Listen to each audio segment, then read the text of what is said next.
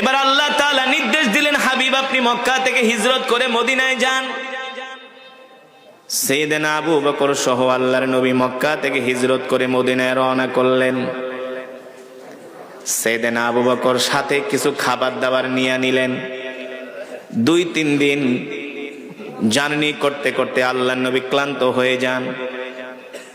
সাইয়েদনা আবু বকর বলেন, আমি দেখি আল্লাহর নবী রাহমাতুল লিল আলামিন ওই মরুভূমির রাস্তা, পাহাড়ি রাস্তা, পাথরের রাস্তা পার হয়ে হয়ে যাচ্ছেন।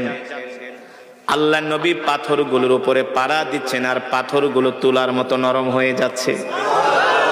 শুধু পাথরগুলো তুলার মতো নরম হয় না, পাথরগুলো আল্লাহর নবীকে সালাম দেয়, আসসালামু আলাইকা ইয়া রাসূলুল্লাহ।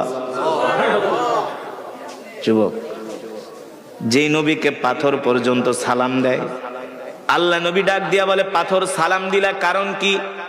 পাথরগুলো বলে, গো আল্লাহর নবী, কেন সালাম দিব না? আপনি শুধু মানুষের নবী না, আপনি আমাদেরও নবী। আপনি কি মনে করছেন আমরা আপনাকে চিনি নাই? আল্লাহর নবী বলে, তাহলে পাথর তোমরা তুলার মতো কেন নরম হয়ে গেল আমার পায়ের নিচে পড়ার সাথে সাথে? বলে, আপনি হলেন রাহমাতুল লিল আলামিন, আপনি শুধু মানুষের নবী না, আপনি আমাদেরও নবী। আপনি যদি শক্ত পাথরে পাড়া দেন তাহলে আপনার কষ্ট হবে। সুবহানাল্লাহ কইবেন না? এই কারণে আমরা পাথর তুলার মতো নরম হয়ে গিয়েছি। আল্লাহু আকবার।